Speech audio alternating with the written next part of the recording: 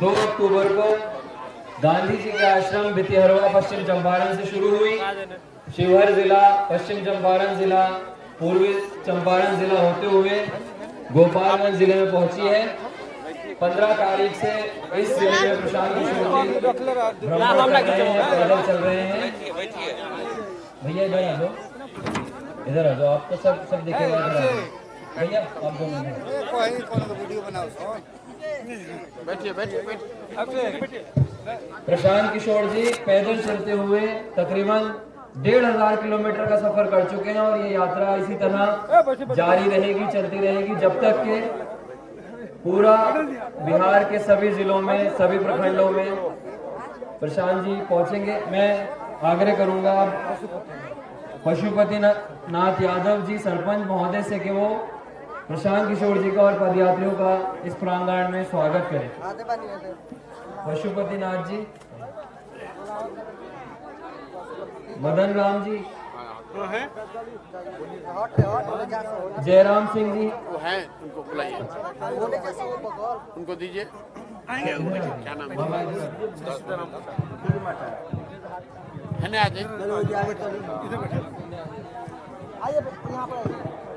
अरे एक माइक दे दो ना यार।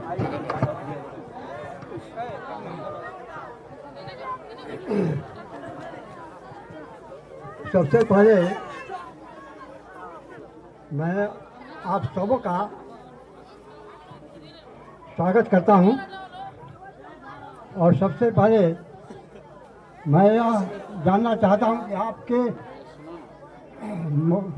आपके प्रचार में सुना है हमने कि पहले नेताजी के बारे में परिचय जान लीजिए, उसके बाद अपना 2 बात मैं पूछना चाहता हूं। ये सारी जनता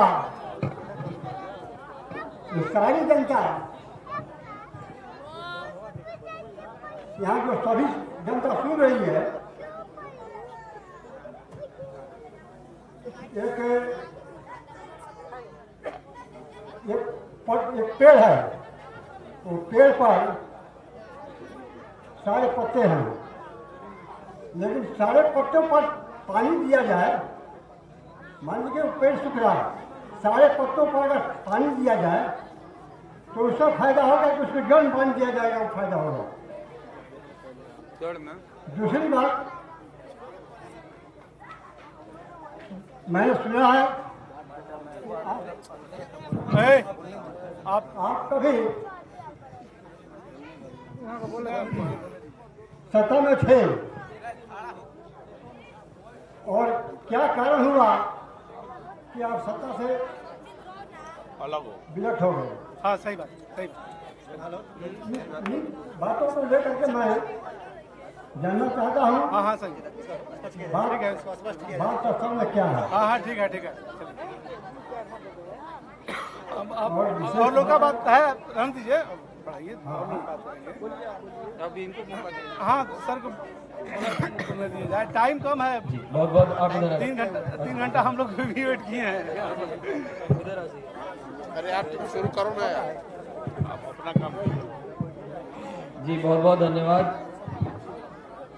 मैं आग्रह करूंगा श्रीमान वैद्यनाथ चौधरी जी से कि वो चंद शब्दों में अपनी बात रखें, उसके बाद आप सब लोग श्रीमान प्रशांत किशोर जी को सुनेंगे।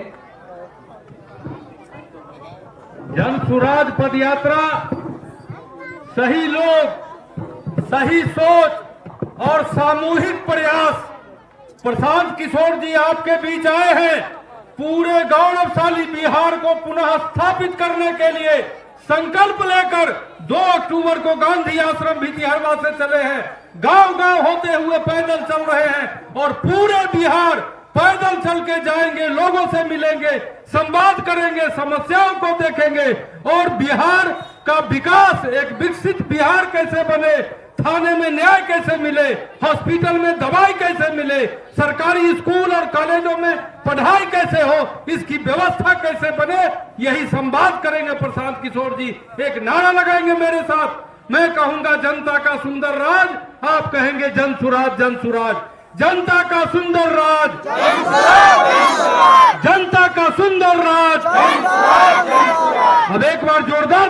से प्रशांत किशोर जी का स्वागत करें।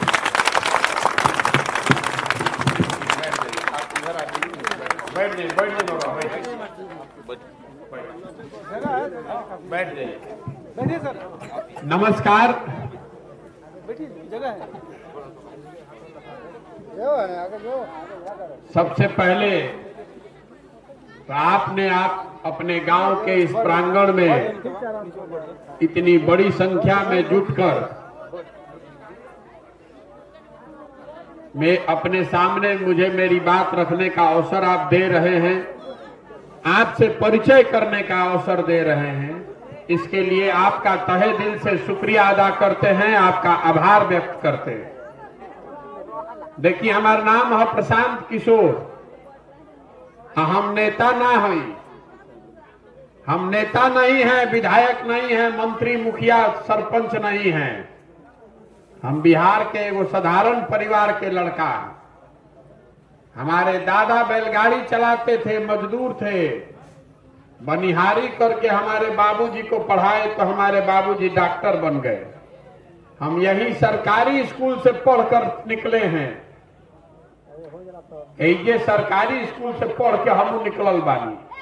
ये माता पिता का आशीर्वाद है, ऊपर वाले की कृपा है कि आज ऐसी जगह पर हैं कि इस राज्य के लिए, इस राज्य के लोगों के लिए कुछ करने का प्रयास कर सकते हैं। हम पैदल चल रहे हैं। हमने संकल्प लिया है कि बिहार के गांव, शहर, कस्बा, पंचायत, पूरा बिहार पैदल चल के जाएंगे। पूरा बिहार करे में करीब करीब 5000 किलोमीटर पैदल चले पड़ी। 1 से 1.5 साल के समय लागी। रवाई पूछा था नहीं कि भाई पैदल काहे चलत हो? हमारा पैदल चले से तो और गरीबी ना दूर हुई। हमारे पैदल चलने से आपके बच्चों के पढ़ने की व्यवस्था नहीं होगी, आपको रोजगार नहीं मिलेगा, आपका नाली गली नहीं बन जाएगा, राउर यूरिया 277 में ना मिली, धान 2000 में ना बेचाई। तो हम पैदल काहे चलता है? पैदल इसलिए चल रहे हैं कि जिस राज्य के, जिस समाज के लोगों की स्थिति को सुधारना चाहते हैं, उसको जाकर एक बार अपने आंख से देखें तो सही कि आप रहते किस कष्ट में है, कि आपको कष्ट किस बात का है, आपको परेशानी किस विषय की है, ये देखने और समझने चले हैं। पदयात्रा का पहला उद्देश्य ये है कि हर गांव, हर पंचायत की स्थिति को समझा जाए, और जब पदयात्रा खत्म हुई तो बिहार के हर पंचायत का, बिहार का नहीं, बिहार के हर पंचायत का 10 साल के विकास का योजना बनाकर जारी करेंगे। योजना में ये लिखा रहेगा कि आपके गांव, आपके पंचायत में नाली नहीं है, गली नहीं है, जो समस्या हम देख रहे हैं, जो हमारे लड़के घूम रहे हैं, देखो तनी जा हमनी के जौन भी समस्या बा ओकर समाधान के बातों में लिखल रही। लेकिन आपके समस्या का समाधान विकास नहीं है। रुआ गांव में नाली नहीं है, नाली बन जाई तो से और विकास ना हुई। आपको उस योजना में ये भी बताएंगे कि आपके पंचायत में बच्चों के पढ़ने के लिए बेहतर व्यवस्था कैसे बनाया जाएगा। योजना में ये भी बताएंगे कि जितना लोग खेती किसानी करे वाला बा ओकर आमदनी के बढ़ावे खातिर का कइल जाई। और सबसे बढ़ के आप ये देख पाएंगे उस योजना में कि आपके पंचायत में क्या करने से 500 से 1000 लड़कों का नया रोजगार का अवसर पैदा किया जाएगा, ताकि किसी गरीब के बच्चे को,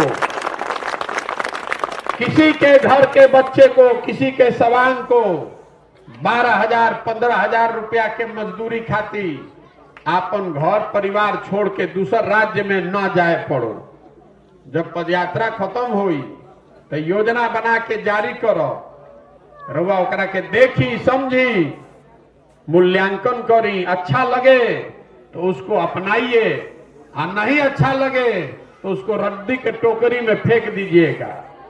हम तो लेकिन आज चलल बानी तो देखो तनी कि रउआ घर में, रउआ गांव में, रउआ पंचायत में क्या दिक्कत बा, लेकिन रउआ तो इजे रहता नहीं। अभी बाबा दो चार गो सवालों कैला हुआ नहीं कर जवाबो दे, लेकिन बबो ऐजे रहता रवो ऐजे रहता नहीं। सब चलाक आदमी, अनुभवी आदमी, पढ़ल लिखल आदमी तो रवा ऐजे रहता नहीं। रवा तो पहले से मालूम बा कि रवा क्या दुर्दशा बा, आपको किस बात का कष्ट है तो आपको मालूम है, तो सुधरत काहे नहीं के इहो बतावे चलल बानी। आखिर सुधरत काहे नहीं के? 50 वर्ष पहले भी देश का सबसे गरीब और पिछड़ा राज्य था बिहार, और आज भी देश का सबसे गरीब, सबसे पिछड़ा, सबसे ज्यादा अशिक्षित, सबसे ज्यादा भूखमरी और बेरोजगारी वाला राज्य बिहार ही है। ये लड़का रहे वो जवान हो गई, जवान आदमी बुढ़ा गईलन, लेकिन स्थिति सुधरत नहीं खे। रउआ सालों तक कांग्रेस के वोट देनी, ओकरा बाद हमने के 15 साल लालू जी के भी राज देखनी जा। 17 साल से हमने आपने नीतीश कुमार को बैठाया है, दिल्ली में हम लोगों ने मोदी जी पर भी दाव लगाया है, लेकिन बिहार का दुर्दशा सुधर नहीं रहा है। तो सुधरत काहे नहीं खे इहो बतावे चलल बानी। देखी काहे नहीं खे सुधरत? बिहार में जो दुर्दशा है ये इसलिए नहीं सुधर रहा है कि 5 वर्ष बिहार के जनता हम रउआ ये बतियावत नहीं जा कि बिहार में कितना भ्रष्टाचार बा। एजा सड़क नहीं खे, लइकन के पढ़े के व्यवस्था नहीं खे, एजा अस्पताल नहीं खे, खेत में पानी नहीं खे, फसल के दाम नहीं खे, लइकन के रोजगार नहीं खे। ये तो रोज रउआ बतियावत नहीं। जहां चल जाई बिहार में, जिस गांव में चले जाइए, घर में, दलान में, खेत में, खलिहान में, चौक पर, चौराहा पर, चाय के दुकान पर, सैलून में, जहां आदमी बैठता ये बतियावता कि जा कितना स्थिति खराब बा। लेकिन जहिया वोट होता वो दिन सब बात भुला जाता। बिहार में जहिया वोट होता वो दिन खाली 4 गो बात याद बा। पहला बात आदमी के याद बा कि उनकर जात का बा, आ के उनका जात के खड़ा बा, चलो ओकरा के वोट दियाओ। जे जात से बच जाता ओकरा के हिंदू बना के, हिंदू मुसलमान, भारत पाकिस्तान, पुलवामा के नाम पर वोट लिया था। ए भाई चलो पुलवामा हो गई बा, छोड़ा है एमपी के, छोड़ा तहार रोड नहीं खे बनल, गांव में सुविधा नहीं खे, मोदी जी के देखो, पाकिस्तान के देखो, जल्दी चलो वोट दो कमल छाप को। तो जाकर वह भाजपा के वोट दे देनी। जब दोनों से जे बच जाता तो कहता जाए दी भैया कतनो खराब बा न, रोड नहीं खे, रोजगार नहीं खे, पढ़े के व्यवस्था नहीं खे, लेकिन लालू जी के जो अपराध वाला जंगल राज रहे उ ना चाहिए। बड़ा अपराध रहे भैया, रुआ नहीं न जानो, बहुत दिक्कत रहे, उ ना चाहिए। आदमी मन मार के जाके भाजपा के देता। आज चौथा हमने के बारंजा मुसलमान भाई लोग, ये लोग कहता ये भैया भाजपा के तो नाना वोट दे सकी, भाजपा तो मुसलमान विरोधी पार्टी है। तो बिहार में बचल के, बिहार में तो 2 गो दल बा, एगो मोदी जी के भाजपा और दूसरा लालू जी के ललटेन। नीतीश कुमार के तो कोनो दले नहीं के बचल। ये बेचारे कभी ललटेन पकड़ के लटकता, कभी कमल के फूल पर बैठ के पौरता। तो मुसलमान भाई लोग कहता कि जाए दी जी ही चाहे मरी, भाजपा के दे ना सकी तो ही ललटेने लौकत तो एकरे के वोट दबाओ। ईमानदारी से इतना आदमी एजा खड़ा बाड़ो, बताएं कि यह 4 चीज पर वोट देता नहीं कि नहीं देता नहीं ना भैया। तो काहे के माथा पीटता नहीं कि हमारे जब पढ़ाई नहीं खे, रोजगार नहीं खे, सड़क नहीं खे, नाली नहीं खे, पेंशन नहीं खे, ये काहे के माथा पीटता नहीं?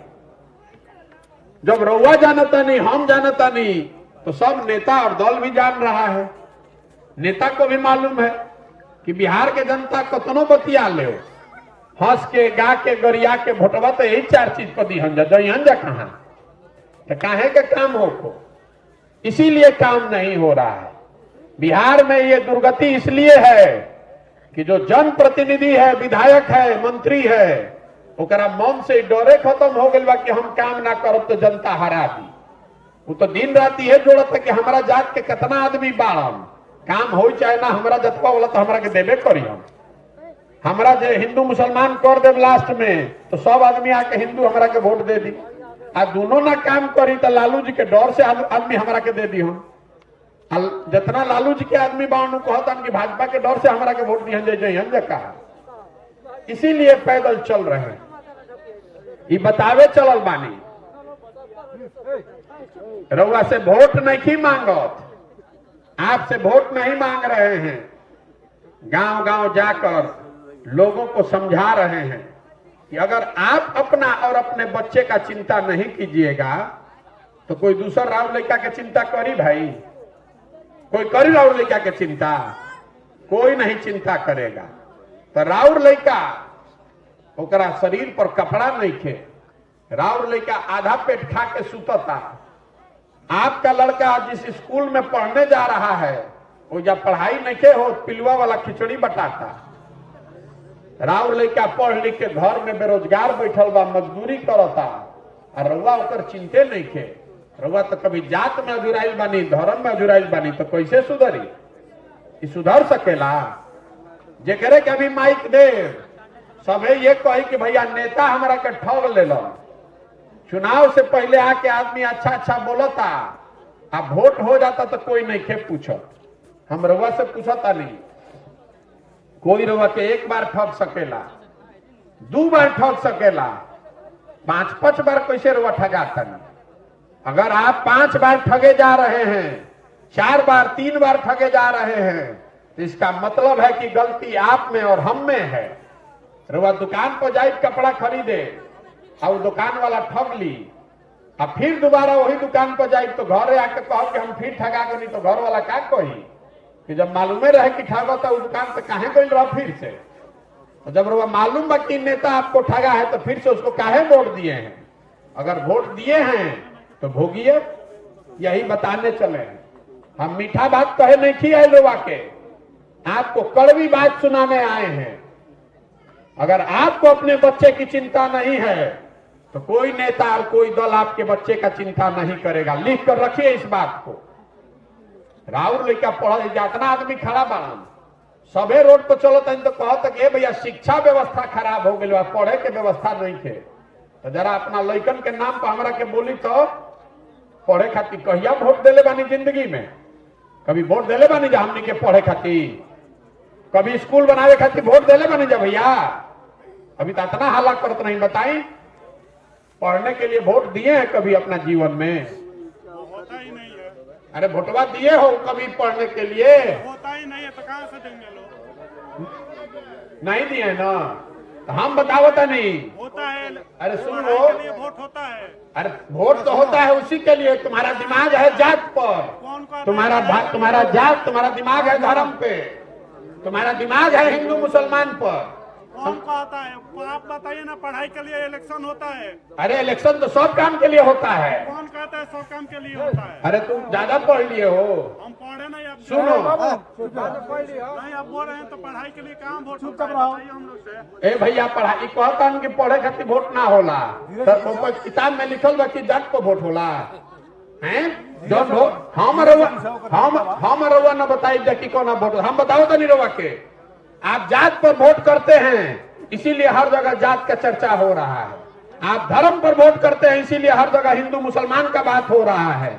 आप भारत पाकिस्तान पर वोट किए हैं इसीलिए टीवी खोलते हैं तो टीवी खोलते के संग भारत पाकिस्तान सुनाई देता। जैसन बोब तो उन्हें कटब बोब बबूला कटब आम।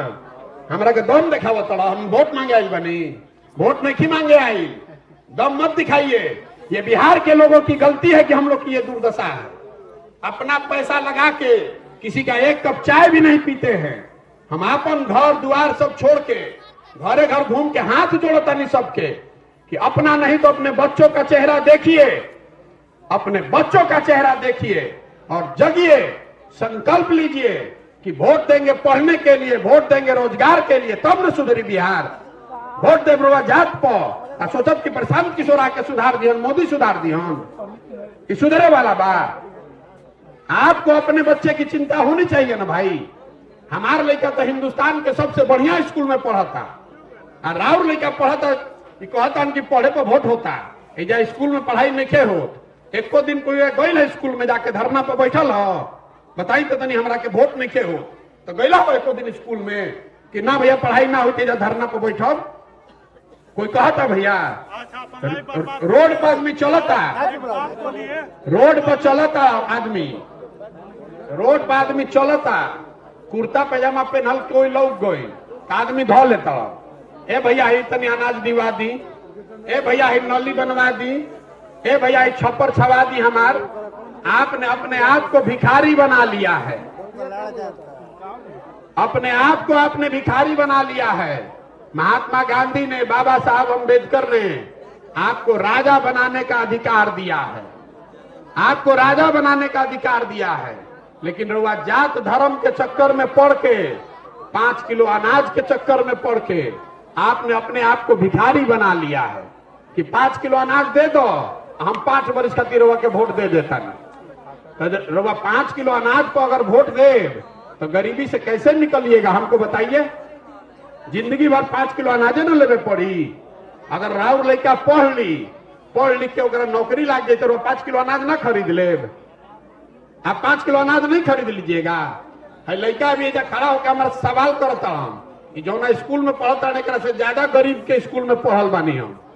अंग्रेजी बोलते हैं, भोजपुरी बोलते हैं, फ्रेंच बोलते हैं, हिंदी बोलते हैं, पढ़ल बानी तब न खड़ा होकर बोलता नहीं। एजा खड़ा होकर नेतागिरी करबो तो बात बनी। 12 घंटा 14 घंटा रगड़ के पढ़ाई करिएगा तब समझ में आएगा। खाली नेतागिरी कीजिएगा तो होगा। और आपकी गलती है, हमारी आपकी गलती है। हम लोगों ने बिहार को, बच्चों को मजदूर बना दिया है। कोई के फर्क पड़ता है क्या भैया? जात से, धर्म से, पैसा पर, 5 किलो अनाज पर अगर आप वोट दीजिएगा तो कैसे सुधरेगा? यही बताने के लिए चल रहे हैं। सबके हाथ जोड़ता नहीं, हाथ जोड़कर सबको समझा रहे हैं कि अपना नहीं तो अपने बच्चों का चेहरा देखिए, नहीं तो आपका जिंदगी तो आधा बीत गया। अगर नहीं सुधरिएगा तो आपके बच्चों का भी जिंदगी इसी गरीबी बदहाली में बीतेगा। नेता आपको बुर्बक बनाकर वोट लेता रहेगा। कोई 5 किलो अनाज पली, कोई जात पली, कोई धर्म पली, राउर स्थिति ना सुधर सके। ये जगिए, हाँ संकल्प लीजिए कि हम 5 किलो अनाज पर वोट नहीं देंगे, हम जात पर नहीं देंगे, धर्म पर नहीं देंगे। वोट उसको देंगे जो हम लोग को सवांग को बाहर से लाकर यहाँ रोजगार देगा। वोट उसको देंगे जो हम लोग के बच्चों को पढ़ने का व्यवस्था करेगा। तब न सुधरी, तब न सुधरी। तो आदमी कहता है भैया ये बुझाता हमनी के विकल्पे न ना रहे। सवाल ही पूछा जो लड़का पहले कि के करता इलेक्शन एक पर, रउआ विकल्प बनाई, रउआ दल बनाई। तो हम दल काहे नहीं बनावत? हम दल क्यों नहीं बना रहे हैं? बिहार में दल कैसे बनेला? जे बनेलस दल वे हो गए दल के नेता। आइयो कह दिलस कि हमारा बाद हो हमार बेटा। कुल जाना तो लोग बिहार के आदमी हमरा के वोट दो दे। ये विकल्प नहीं है, ये तो परिवार की राजनीति है, स्वार्थ की राजनीति है। अगर बिहार में विकल्प बनाना है तो बिहार के लोगों को जो रास्ता बाबा साहब अम्बेडकर ने, गांधी जी ने दिखाया, उस रास्ते पर चलकर विकल्प बनाना पड़ेगा। गांधी जी ने अकेले आजादी दिलाया है? गांधी जी आगे आगे चले, पीछे से पूरा समाज खड़ा हुआ तो न आजादी मिलल। तो यही से पैदल चलता नहीं कि गांव, शहर, कस्बा, देहात से सबको ढूंढकर सही आदमी को निकाल रहे हैं। जितना पूरा पदयात्रा खत्म हुई तो सब आदमी के एक संगे बैठाई और सब लोग मिलकर तय करी कि दल बनावे के बाद तो बन जाए दल। लेकिन अगर दल बन गया तो दल प्रशांत किशोर का नहीं होना चाहिए। दल किसी व्यक्ति का नहीं, किसी जाति का नहीं, किसी परिवार का नहीं। दल होना चाहिए बिहार के उन सारे लोगों का जो इसको मिलकर बनाए और आगे मिलकर चलाए, तब न सुधरेगा। दल के नेता प्रशांत किशोर के काहे होके के चाहिए? दल का नेता होना चाहिए जो बिहार का सबसे काबिल आदमी है, जिसको सब लोग मिलकर चुने कि भैया फलाना आदमी सबसे बढ़िया बा, ये आदमी हम लोग को गरीबी से निकालेगा, बेरोजगारी से निकालेगा, उसको न नेता बनना चाहिए। यही बनाने के लिए घूम रहे हैं। आदमी पूछा था कि ये बताएं हीरो सही आदमी कैसे मिला था? सही आदमी को आप कैसे ढूंढ रहे हैं? हमारा से आदमी सवाल पूछा था, हम रवा के बताओ था नहीं कि सही आदमी कैसे ढूंढता नहीं। कोई के माथा पर नहीं खेल लिखल कि सही के बा गलत के बा। तो सही आदमी हम कैसे ढूंढता नहीं? रवा घर में दही जमावता नहीं तो दही में से मक्खन रवा कैसे निकाली ला? दही को मथ के मक्खन निकालते हैं। समाज भी जमे हुए दही के जैसा है, इसमें सही लोगों का कमी नहीं है। जरूरत इस बात की है कि समाज को मथ कर उसमें से सही आदमी को निकाला जाए। रउआ गांव में हम आइल बानी, 10 आदमी रउआ बैठ जाई तो अभी 1 घंटा में बता देव कि गांव में कौन 5 गो बढ़िया आदमी बाड़न, ना बता देव। अगर 100 में 1 आदमी भी बिहार में अच्छा बचा है तो पूरा बिहार में कितना आदमी भइल? 15 लाख। हम तो कुछ हजारे अच्छा आदमी ढूंढे निकलल बानी। ये पूरा सही आदमी को ढूंढेंगे, एक साथ बैठाएंगे और ये सारे लोग मिलकर जब दल बनाएंगे उससे एक नई राजनीतिक व्यवस्था बनेगी, उससे बिहार को सुधारा जा सकता है। यही से पैदल पैदल चल रहल बानी। अब रउआ बताई कि प्रयास होके के चाही कि ना होके के चाही? होके के चाही कि ना भैया? रउआ से सवाल पूछो, अभी आपसे सवाल पूछेंगे उसका आपको जवाब देना है, हाथ उठाकर और मुंह से भी। कैमरा लागल बा में रिकॉर्ड होके के चाही, में आवे के चाही, न तो आदमी कहियन कि हमारा गांव में तो आइले ना रहो। हर गांव में जाकर ही पूछते हैं। पिछले 30-40 सालों में आपने जिसको भी वोट दिया है, हर व्यक्ति ने, हर दल ने, किसी ने बिहार के और बिहार के बच्चों की चिंता नहीं की, सब ने ठगा।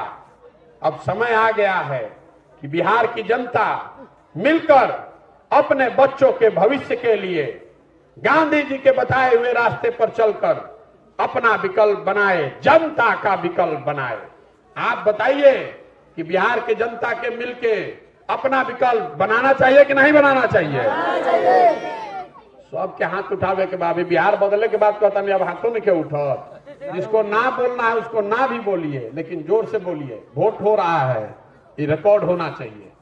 बिहार की जनता को मिलकर अपना विकल्प बनाना चाहिए कि नहीं बनाना चाहिए? बनावे के चाहिए।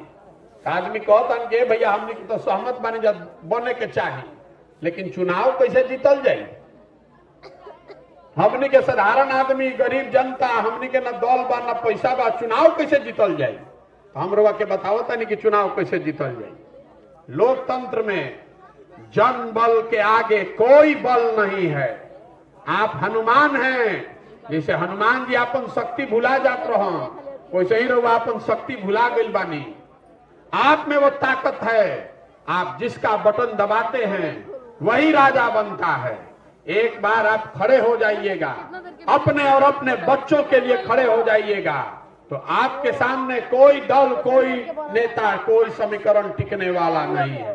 और दूसरी बात, जे प्रशांत किशोर के जानता ओकरा मालूम बा कि हमरा और कुछ आवे चाहे ना, चुनाव लड़ावे आवेला। पिछला 10 बरस में इस देश में जिस दल का, जिस नेता का हमने हाथ पकड़ा है, वो कभी चुनावे नहीं हारा है।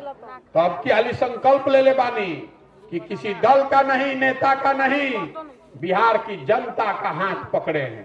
जिसको भी समाज, जिसको भी बिहार का समाज चुनकर अपने में से निकालेगा, गरीब हो, अमीर हो, अगड़ा हो, पिछड़ा हो, हिंदू हो, मुसलमान हो, महिला हो, पुरुष हो, जिसको भी समाज चुनकर निकालेगा, उसी के पीछे अपनी पूरी ताकत, शक्ति, पैसा, बुद्धि सब लगाएंगे और आपके सहयोग से उसको जिता कर लाएंगे।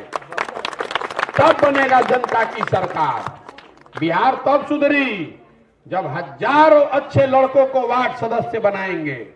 बिहार तब सुधरेगा जब 500, 5000, 6000 अच्छा आदमी मुखिया और सरपंच बनेगा।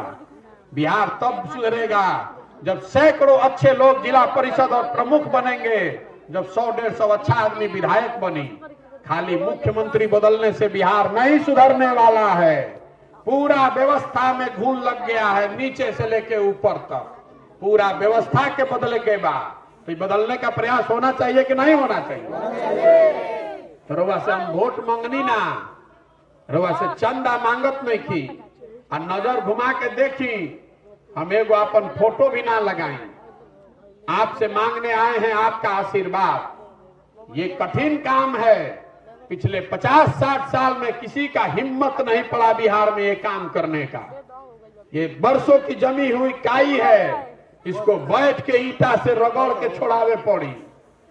ये करने के लिए ऊपर वाले की कृपा चाहिए और आप सबका आशीर्वाद चाहिए। अगर आपको लगता है कि जो हम काम कर रहा बानी ये बिहार के समाज के हक में है, आपके बच्चों के हक के लिए है, आपके बच्चों के भविष्य के लिए है, तो एक बार हाथ उठाकर आशीर्वाद दीजिए। आशीर्वाद दीजिए कि इस काम को ईमानदारी से पूरा करें। ये है ना आपका आशीर्वाद? है ना आशीर्वाद आपका? करी ना प्रयास होगा ना भाई। जन स्वराज जिंदाबाद, जिंदाबाद जिंदाबाद, जन स्वराज जिंदाबाद, जिंदाबाद जिंदाबाद। एगो अंतिम बात, जिंदाबाद, जिंदाबाद। एगो अंतिम बात, हमने के बाहर जाता नहीं जा, बिहार के बहरी लड़का जाता सन पढ़े, काम करे, मजदूरी करे, तो बहरी कहता सन बिहारी मतलब बेवकूफ, बिहारी मतलब अनपढ़। हर दिन बिहार के लोगों को बिहार के बाहर गाली सुननी पड़ती है, जलालत सहना पड़ता है। हम लोग, आप और हम बिहार के लोग, हम लोग बेवकूफ लोग नहीं हैं। यहाँ के नेताओं ने, व्यवस्था ने हम लोग को बेवकूफ बना दिया है। बिहार ज्ञान की भूमि रही है, देवताओं को भी यहाँ पर आकर ज्ञान मिला है। एक बार आप खड़े हो जाइएगा, अपने बच्चों के लिए खड़े हो जाइएगा, तो आप वो व्यवस्था बना सकते हैं कि बिहार के बच्चे यहीं पर पढ़ेंगे और यहीं पर रोजगार करेंगे। जो बच्चे आज बाहर फैक्ट्रियों में मजदूरी कर रहे हैं, वही बच्चे बिहार में आएंगे, फैक्ट्री लगाएंगे भी और चलाएंगे भी। इस मिट्टी में इतनी ताकत है। आप संकल्प लीजिए, रउआ संकल्प ली कि हम लोग के बच्चे मजदूर नहीं बनेंगे, हम अपने बच्चों को पढ़ाएंगे, उनको रोजी रोजगार यहीं बिहार में पैदा करके देंगे। ये संकल्प लीजिए, तभी बिहार सुधरेगा, नहीं तो कोई इसको सुधार नहीं पाएगा। अब एक बार इस मिट्टी के सम्मान में, जहां हम लोग पैदा हुए, जहां हम लोग के माँ बाप पैदा हुए, पूर्वज पैदा हुए, इस मिट्टी के सम्मान में एक नारा लगाएंगे। मैं बोलूंगा जय बिहार, आपको बोलना है जय जय बिहार, जय बिहार, जय बिहार, जय बिहार। संकल्प लेकर जाइए। देखिए 26 एमपी का राज्य है गुजरात। गुजरात का आदमी बन गया फैक्ट्री का मालिक, और 40 एमपी का राज्य है बिहार। हमनी के लड़का बन गए फैक्ट्री में मजदूर, हमनी के आंखें नहीं के खुलत। तो ये बदले के चाहिए कि ना बदले के चाहिए? बदलना चाहिए ना भाई, बदलना चाहिए कि नहीं चाहिए? हम लोग के बच्चे पूरे जीवन भर भारत में घूमकर मजदूरी करने के लिए नहीं पैदा हुए हैं। हम लोग मजदूरी करने के लिए नहीं पैदा हुए हैं। ये आत्मविश्वास पैदा कीजिए। आपके बच्चों में कोई कमी नहीं है, बिहार के बच्चों में कोई कमी नहीं है। व्यवस्था की कमजोरी है, व्यवस्था सुधर जाएगी तो बिहार के बच्चों में सारी काबिलियत है। हम लोग को कहीं बाहर जाकर नौकरी मजदूरी करने की जरूरत नहीं पड़ेगी। इसी के साथ मैं अपनी बात खत्म कर रहा हूं। आपको ठीक लगे तो बहुत अच्छा, और नहीं ठीक लगे तो जिस दल के आप वोटर हैं, जकरा के वोट देता नहीं देत रही, हमारा उसे कोनो फर्क नहीं के पड़े के। हमने ये संकल्प लिया है कि हमको यही काम करना है, बिहार के जनता के जाके सिखावे के बाद, समझावे के बाद इसी काम में लगे रहेंगे। हमारा विश्वास है कि बिहार के बच्चों को, बिहार के माताओं को, बहनों को, बुजुर्गों को, युवाओं को ये बात समझ में आएगी और आप मिलकर नया बिहार बनाने का संकल्प लेंगे और किसी के पीछे झोला ढोने का काम नहीं करेंगे। ये संकल्प दिलाने आए हैं। समझ में आए तो बहुत अच्छा, और नहीं समझ में आए तो उससे भी अच्छा।